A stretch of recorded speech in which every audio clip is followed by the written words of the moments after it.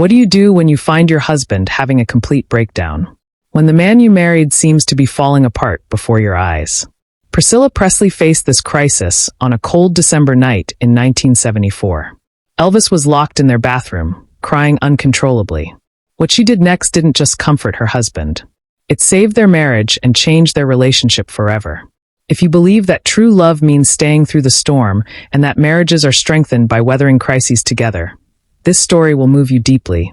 Hit that subscribe button because we're sharing what real love looks like when everything falls apart. December 15th, 1974. Grayson was quiet. Lisa Marie was asleep. The staff had gone home. Elvis and Priscilla were alone. It had been a difficult few months. Elvis was exhausted. The touring schedule was brutal. The pressure was mounting. The pills were taking their toll. Priscilla had noticed the changes. Her husband was different, distant, struggling, but nothing prepared her for what she was about to discover. At 2 a.m., she heard something that made her blood run cold. Sobbing, deep, heartbroken sobbing coming from their bathroom. Priscilla knocked softly on the bathroom door. "Elvis, honey, are you okay?" No answer. Just more crying. Gut-wrenching, soul-crushing crying. She tried the handle locked. "Elvis, please open the door. Talk to me. Go away, Priscilla. Just go away." But she couldn't go away. This was her husband, her partner, the father of her child. "I'm not leaving. Whatever this is, we'll face it together." Finally, the lock clicked. The door opened slowly. What Priscilla saw broke her heart completely. Elvis was sitting on the bathroom floor, still in his stage clothes from that night's concert. Makeup streaked down his face, shaking uncontrollably. "Oh, honey," Priscilla whispered. She'd never seen him like this. Never seen the king of rock and roll so completely broken. "I can't do this anymore." Elvis sobbed. "I can't be what everyone wants me to be." Priscilla sat down on the floor beside him. Didn't say anything. Just waited. "The pills aren't working." Elvis continued. "The pain won't stop. The pressure is crushing me." "What pain, baby?" "Everything hurts. My back, my head, my heart. I take pills to sleep, pills to wake up, pills to perform, pills to feel normal." Priscilla felt her world tilting. She'd suspected drug use, but this sounded like addiction. "I'm losing myself, Priscilla. I don't know who I am anymore." Tonight on stage, I looked out at all those people screaming my name, and I felt nothing. Nothing but emptiness. Elvis's voice cracked. "They love Elvis Presley, but they don't know Elvis Presley. Hell, I don't even know Elvis Presley anymore." Priscilla reached for his hand. "I know you, the real you. Do you? Because sometimes I think I'm just playing a character. And I've been playing him so long I've forgotten who I really am. I'm terrified, Priscilla. Terrified that if I stop being Elvis Presley, no one will love me, including you." This hit Priscilla like a physical blow. Her husband thought she only loved his fame. "Elvis Aaron Presley," she said firmly. "Look at me." He lifted his eyes red, swollen, full of pain. "I didn't fall in love with Elvis Presley, the star. I fell in love with Elvis Presley. The boy, the shy, sweet boy who sang to me in Germany. The boy who wrote me letters, who made me laugh, who held my hand and made me feel special." Elvis was listening now. Really listening. That boy is still in there under all the pressure and pills and performance. That's who I married. That's who I love. But what if he's gone? What if I've destroyed him? Then we'll find him again together. Priscilla had a choice in that moment. She could have been angry about the drugs, disappointed about the weakness, frustrated about the lying. Instead, she chose love. She chose her marriage. She chose her husband. "Elvis, I'm going to ask you something, and I need complete honesty." He nodded. "Do you want to get better? Do you want to fight for your life, for our marriage, for our family?" "I want to, but I don't know if I can." "You don't have to do it alone. I'm here. We're in this together. You'd stay.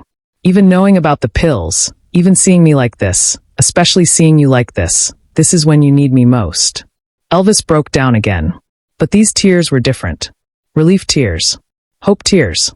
"I don't deserve you. You don't get to decide what you deserve. I do. And I choose you. All of you, even the broken parts." That night, sitting on their bathroom floor, Elvis and Priscilla made a plan. They would fight the addiction together. They would rebuild their marriage together. "First, we're going to find you help. Real help from doctors who understand addiction. What if people find out? Let them. Your health is more important than your image. What about my career? Your life is more important than your career. I'm going to clear your schedule for the next month. Cancel everything. Priscilla, I can't. Yes, you can.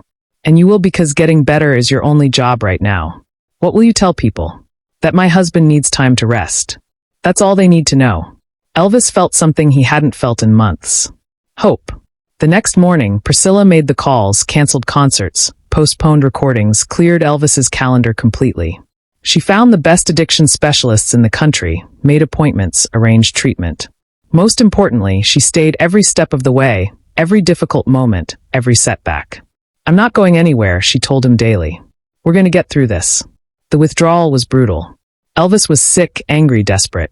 He begged for pills, screamed at Priscilla, threatened to leave, but she stayed calm, strong, loving. This isn't you talking, she'd say. This is the addiction. I know the difference. When he was too sick to eat, she fed him. When he couldn't sleep, she held him. When he wanted to give up, she reminded him why he was fighting. 3 weeks into treatment, Elvis had a breakthrough. He woke up one morning and felt clear, really clear, for the first time in years. Priscilla, he said, I feel like myself again. She was reading in the chair beside their bed, looked up and smiled. You look like yourself again, too. I forgot what this felt like.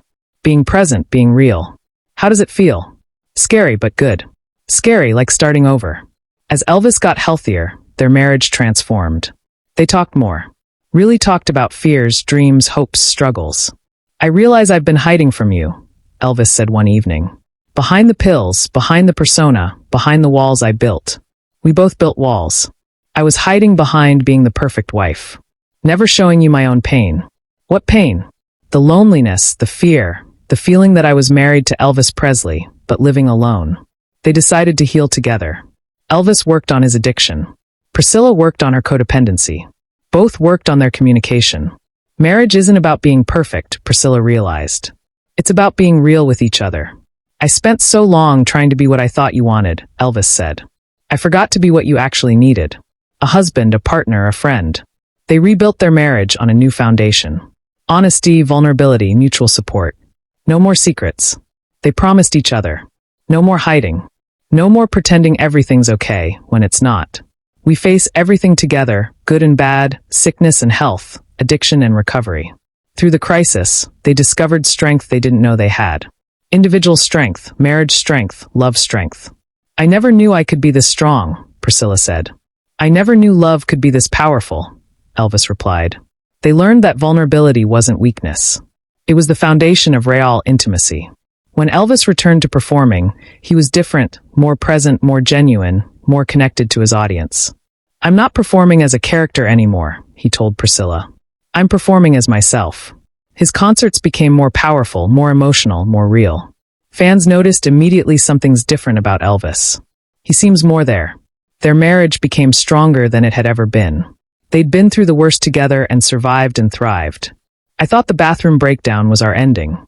Priscilla later said, It turned out to be our beginning. Sometimes you have to fall apart to come back together. Elvis agreed. Their story became an inspiration for other couples facing addiction, facing crisis, facing the choice between giving up and fighting. Love doesn't mean enabling, Priscilla would tell other wives. Love means holding someone accountable while holding them close. Marriage isn't about avoiding problems, Elvis would tell other husbands. It's about solving them together. Word of their recovery spread quietly through their inner circle. Other musicians facing similar struggles reached out for help. Elvis and Priscilla became unofficial counselors, sharing their story, offering hope, proving that recovery was possible. We almost lost everything, they'd say. But we chose to fight. And fighting saved us. Years later, they would look back on that bathroom breakdown as a turning point. Not a crisis, but a gift. That was the night our real marriage began. Priscilla would say, That was the night I learned what love really means. Elvis would agree. Their story teaches us that marriage isn't about perfection. It's about persistence. It's not about avoiding problems. It's about solving them together. When your spouse is at their lowest point, that's when they need you most. When everything seems hopeless, that's when hope matters most. Elvis and Priscilla's bathroom crisis became a testament to the power of unconditional love, of standing by your partner when standing is hardest. Their marriage survived because Priscilla chose to love Elvis through his darkness, and Elvis chose to fight for the light. Together, they proved that love can conquer addiction, that marriage can survive crisis, that vulnerability can become strength. This powerful story of Elvis and Priscilla proves that true love means staying through the storm, and that marriages are strongest when they weather crises together. If their journey through addiction and recovery inspired you, please subscribe to our channel and share this story with anyone who needs hope for their relationship. Let us know in the comments about a time when love helped you through a crisis. Because stories like this remind us that together we can overcome.